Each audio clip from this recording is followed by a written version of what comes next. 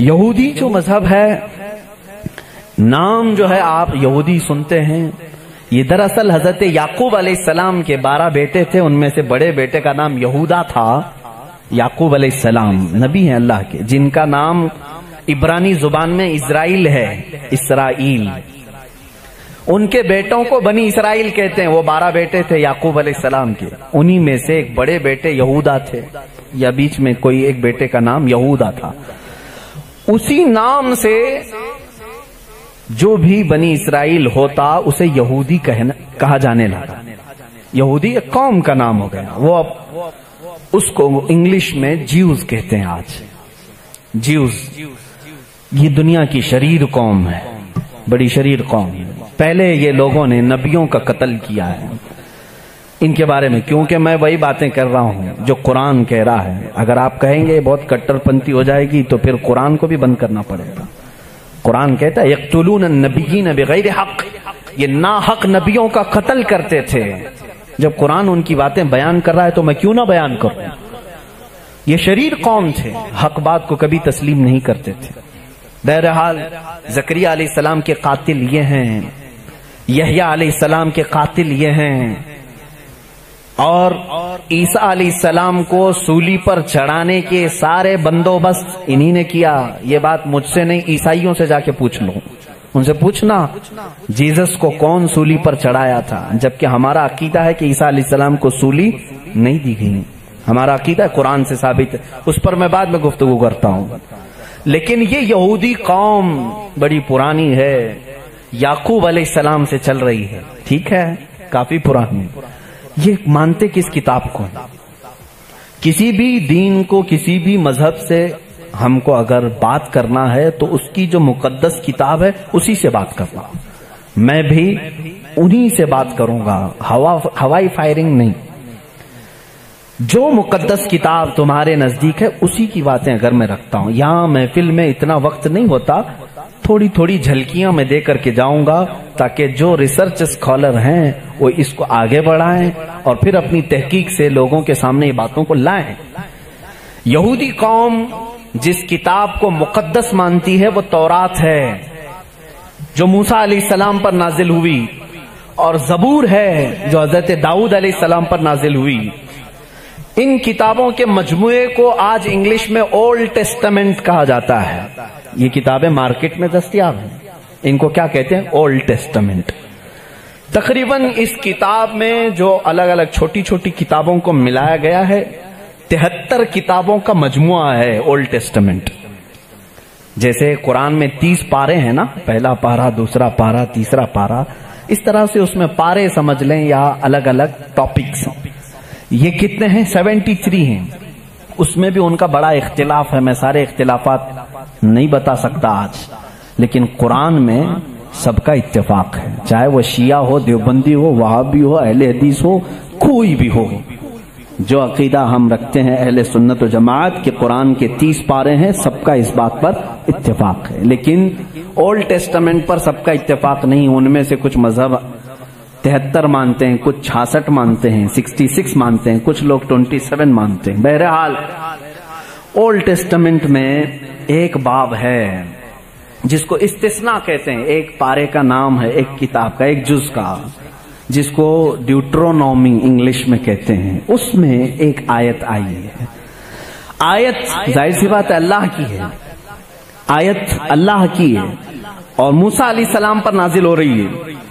اللہ تعالیٰ فرما رہا ہے، اے موسیٰ، میں تمہارے بعد تمہارے بھائیوں سے مراد نبیوں میں ایک ایسا نبی بھیجوں گا جو تمہاری ہی طرح سے ہوگا، تمہاری ہی طرح سے ہوگا، لیکن میں اس کے منہ میں اپنی زبان رکھ دوں گا۔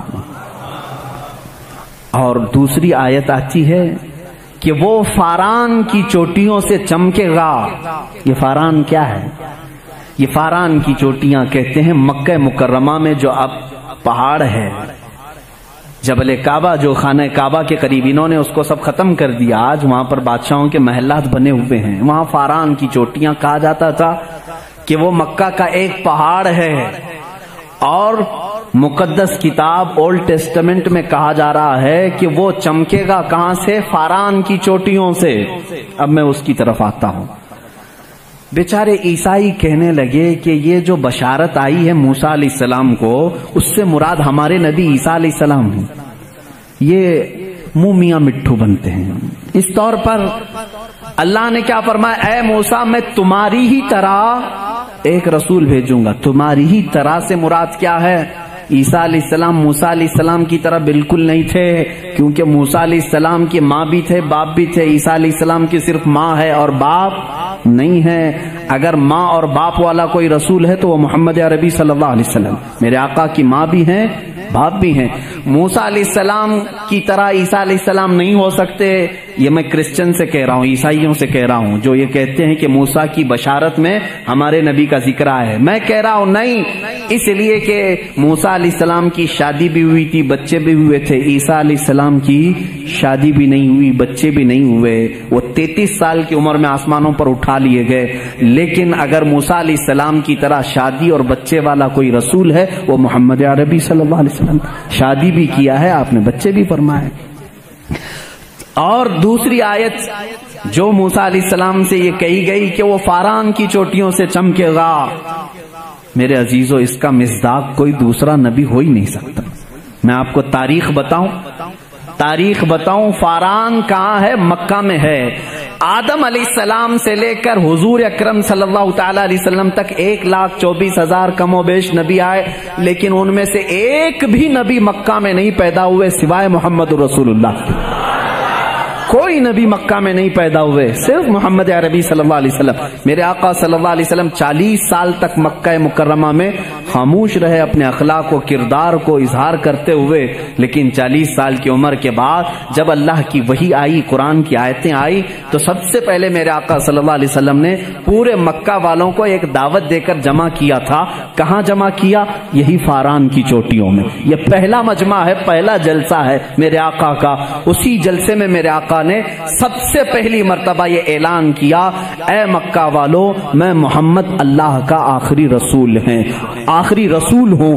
حضور اکرم صلی اللہ تعالی علیہ وسلم کا یہ فرمان عالی شان ہی، جس کو موسیٰ علیہ السلام کی تورات میں کہا گیا کہ وہ فاران کی چوٹیوں سے چمکے گا، الحمدللہ وہ رسول فاران کی چوٹیوں سے جو چمکا وہ آج تک چمک رہا ہے۔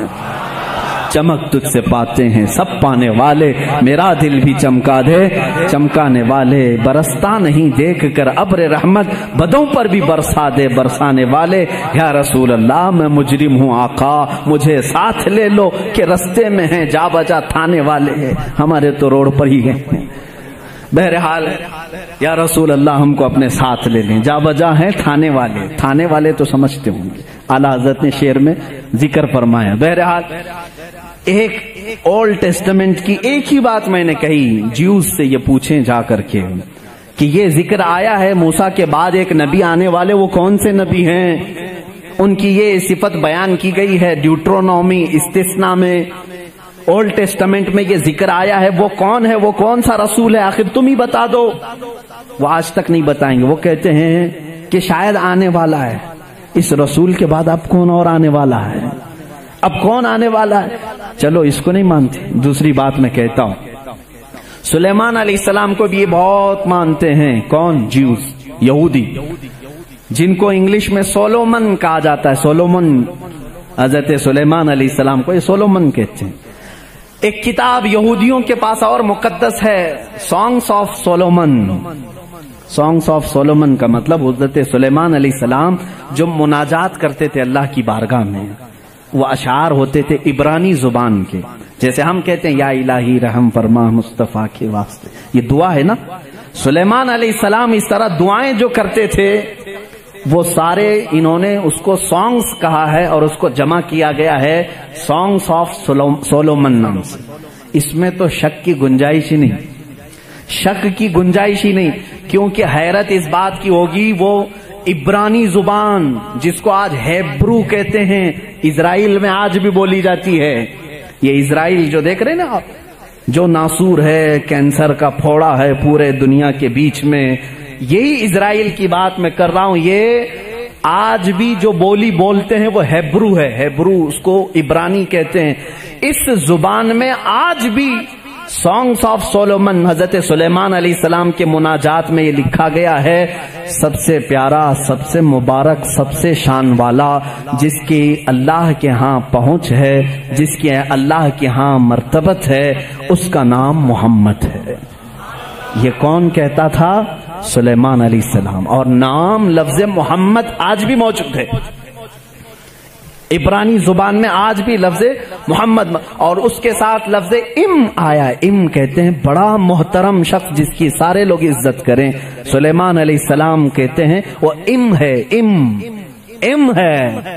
ام کا مطلب ہیبرو میں ہے سب سے زیادہ عزت والا، اور سلیمان علیہ السلام نے وہ کر کے بھی دکھایا۔ وہ تخت پر جو بیٹھتے تھے سلیمان علیہ السلام، اس تخت کو جب آپ حکم دیتے ہواؤں میں اڑ تو وہ اڑنے لگ جاتا، جہاں کا آپ کو سفر کرنا ہوتا آپ سفر کرتے تھے۔ اور وہ تخت ایسا نہیں کہ ایک اڑن تشتری ہے چھوٹی سی، بلکہ اتنا بڑا تخت تھا کہ آپ کے دائیں جانب 500 نبی اس زمانے کے بیٹھتے تھے، بائیں جانب 500 اولیاء امت بیٹھتے تھے، اور وہ تخت جب اڑتا آسمانوں پر ہواؤں کو اللہ نے ان کے لیے مسخر کر دیا تھا، اور وہ جس طرف حکم کرتے اڑتا تھا۔ ایک مرتبہ یہ بھی اسرائیلی روایات میں بھی موجود ہے، سلیمان علیہ السلام اڑتے ہوئے جا رہے تھے یہی تخت پر بیٹھے ہوئے، اچانک آپ نے تخت کو نیچے اترنے کا حکم دیا اور سارے لوگوں سے کہا پیدل چلو۔ تخت اٹھا کر لے جایا گیا، پیدل چلنے لگے، بہت لمبا عرصے تک لمبی مسافت پیدل چلنے کے بعد پھر آپ سوار ہوئے، پھر سب کو سوار کر لیا، پھر ہوا کو کہا کہ اس تخت کو اڑا لے جائے فلاں سمت میں۔ مصاحبین نے پوچھا اتنا لمبا، یہ اتنی لمبی مسافت آپ نے پیدل چلایا، صرف ورزش کرانے کے لیے نہیں؟ سلیمان علیہ السلام نے جواب دیا میں اس لیے تخت کو نیچے اتار دیا کہ یہ وہ زمین ہے جہاں آخری نبی آنے والا ہے، وہ مدینہ طیبہ تھی، وہ رسول کریم صلی اللہ علیہ وسلم کی آخری آرام گاہ تھی، جہاں سے اوپر اڑ کر جانے کو بھی سلیمان علیہ السلام نے بے ادبی تصور کیا، اور اسی لیے وہ اپنے سانگز میں یعنی اپنے مناجات میں جو حضور صلی اللہ علیہ وسلم کے ساتھ لفظ ذکر کرتے ہیں وہ لفظ ام ہے، یعنی دنیا جس کی سب سے زیادہ احترام کرے وہ محمد عربی صلی اللہ علیہ وسلم ہے۔ آؤ جیوز، آؤ یہودیوں، پڑھو اس چیز کو کہ محمد عربی صلی اللہ علیہ وسلم کا ذکر سلیمان علیہ السلام نے کیا ہے، موسیٰ علیہ السلام نے کیا ہے۔